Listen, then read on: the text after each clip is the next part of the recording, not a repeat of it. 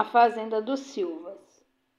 A Fazenda dos Silvas fica no meio do estado do Mato Grosso e é conhecida na região por suas histórias de aparições, maldições e mortes sem explicação. O responsável por sua fundação foi o nono Giovanni, italiano, que veio ao Brasil em busca de novas oportunidades. Muitas gerações passaram pelo comando da fazenda e hoje se encontra no comando Geraldo, tataraneto de Giovanni. Vamos, através dessa narrativa, contar as várias histórias e lendas que cercam essa fazenda e a maneira como foi posto um fim na maldição que a cercava. A Mulher de Branco. Vamos começar pela Mulher de Branco. Ela era a aparição menos recorrente, mas quando aparecia, era sinal que tragédia estava a caminho. A história mais antiga de sua aparição remonta ao tempo de nono Giovanni. Ele já com seus 70 e poucos anos e com uma saúde de ferro, andava a cavalo pela sua plantação de café, quando viu ao longe uma mulher de cabelos claros e vestido branco. Ela o olhava ao longe enquanto apontava para o meio da plantação de café. Quando nono Giovanni conversou com ela, ela entrou no meio dos pés de café. Mesmo a cavalo, Giovanni não conseguiu alcançá-la, pois a tal mulher tinha sumido. Mas, naquela noite, toda a fazenda foi acordada pelo fogo que se espalhou pelo cafezal, queimando todo o pé de café que existia ali, ocasionando assim a primeira crise financeira da família Silva. Outra aparição dela foi perto da senzala, e dessa vez foi o capataz que a vira. Ela não apontava para lugar algum, mas se movia como se embalasse um bebê. Semanas depois, uma doença misteriosa levou embora todas as crianças, filhos de escravos, que tinham menos de 2 anos. A Mulher de Branco apareceu também para Giulia, filha mais velha de Giovanni, dessa vez apontando para o rio que corta a fazenda, sumindo logo em seguida. No dia seguinte, o filho caçula de Giulia sumiu, sendo encontrado sem vida na beira do rio, bem na parte onde a Mulher de Branco tinha apontado. Depois da morte do neto, Giovanni passou a procurar essa mulher por todos os cantos, buscando vingança pela morte do pequeno. Ele passava dias e noites numa procura sem fim, chamando pela mulher e pelo neto, sem nunca os encontrar. Em uma manhã, seu filho Giuseppe viu a Mulher de Branco assim que abriu uma das portas de casa. Dessa vez, ela fazia um movimento para que ele a seguisse. Imaginando o pior, ele foi atrás dela, até certo ponto distante na fazenda.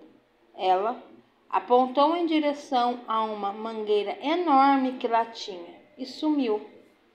Giuseppe foi até a árvore e encontrou seu pai, já sem vida, encostado nela. Depois da perda da plantação de café, a família Silva entrou no ramo da pecuária, tanto de corte como leiteira, e também na produção de laticínios. A aparição da Mulher de Branco antecipou uma epidemia de febre aftosa, que fez com que metade do gado leiteiro fosse perdido. Antecipou um roubo do gado de corte, que estava em uma pastagem distante.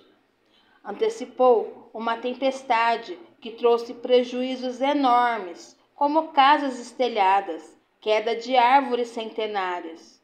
Uma dessas árvores causou a destruição da metade do barracão, matando um funcionário que tinha se abrigado lá.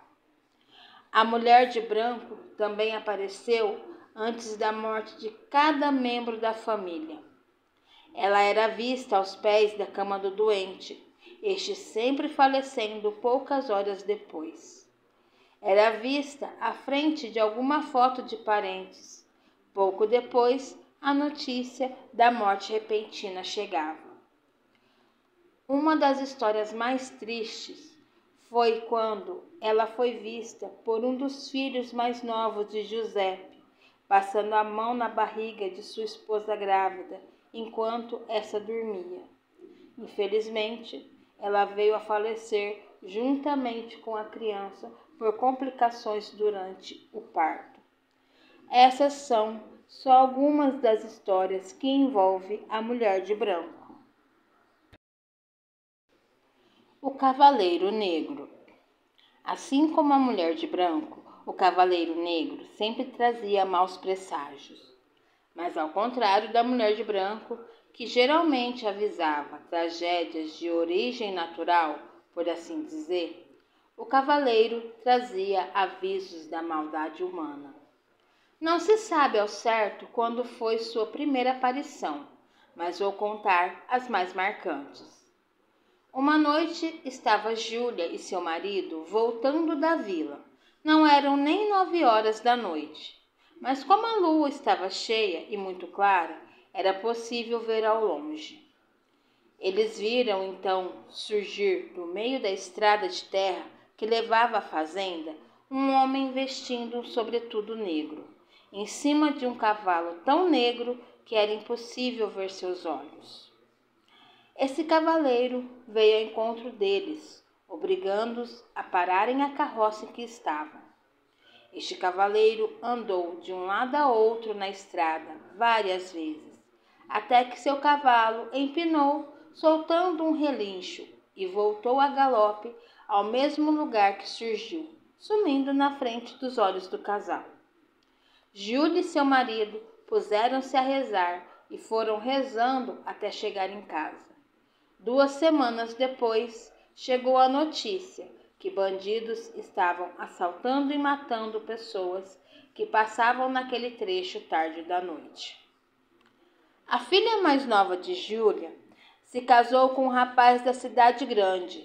Este logo se interessou pela administração da fazenda, tentando se tornar o braço direito de Giuseppe, que era quem a administrava na época. Ele era muito carismático, o que facilitou que todos da família gostassem dele, exceto Jorge, filho do meio de Giuseppe.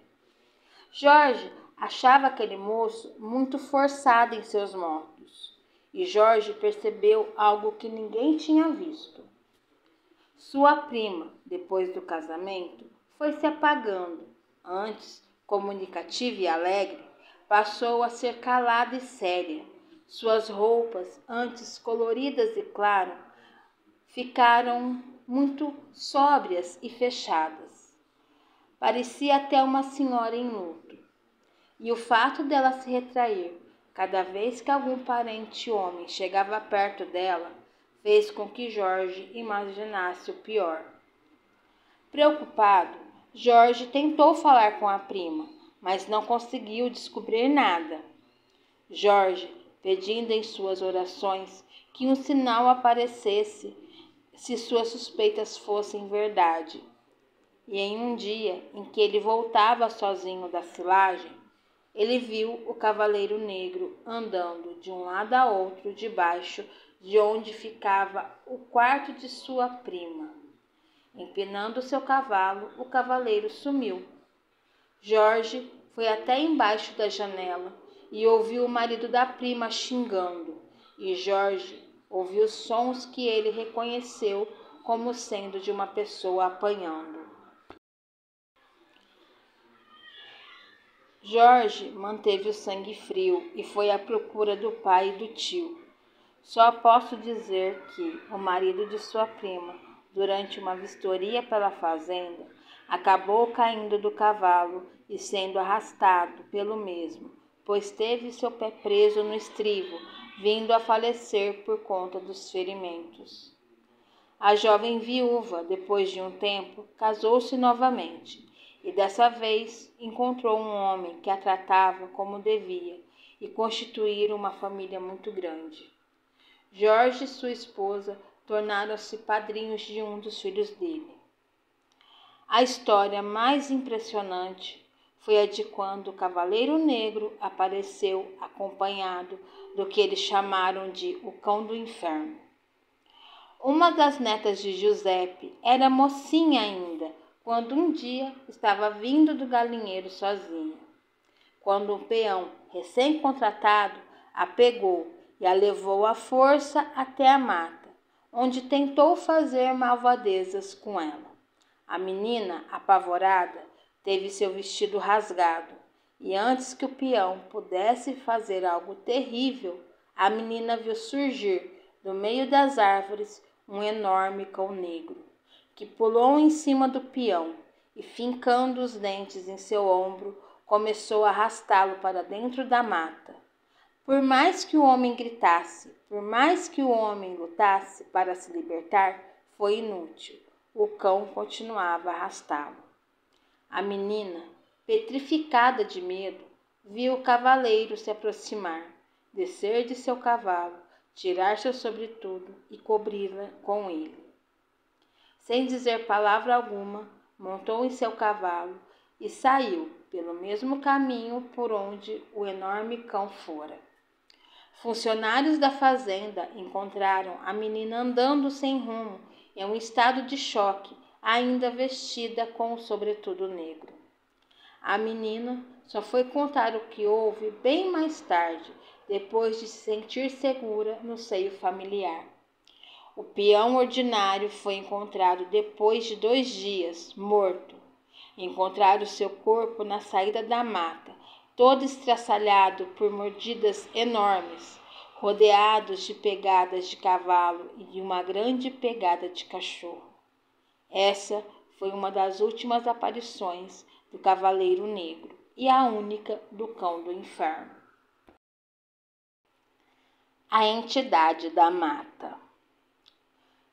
Essa é a história mais leve, ou por ser mais conhecida por terem acontecido em outras localidades do país. Na fazenda tinha uma grande área de mata virgem. Alguns peões tinham o costume de ir lá caçar. Mas essa mata era protegida por uma entidade, que muitos acreditavam ser a caipora. Por que acreditavam nisso? Porque muitas coisas aconteciam com os desavisados que entravam nela sem obter a permissão necessária. Para entrar na mata era preciso levar fumo e angu de água com farinha e na entrada da mata colocar esses itens enquanto falavam. Trouxe fumo e angu. Vou entrar para caçar e pegar frutos. Prometo não pegar mais do que preciso para alimentar minha família. Quem assim fazia, entrava e saía da mata sem sofrer nenhum dano ou passar por nenhum perigo, desde que não pegasse mais do que fosse necessário para o alimento da família. Caso a pessoa não trouxesse fumo e angu, ou mesmo que trouxesse, pegava mais do que precisava, ia passar uns maus bocados. Relatos de pessoas que ficavam perdidas por horas, só conseguindo achar o caminho depois de desfazer do que pegou a mais da mata. Pessoas que sentiram chicotadas invisíveis nas costas, vindas sabe-se lá de Deus onde, sendo possível só sentir a dor e ver os vergões vermelhos que ficavam.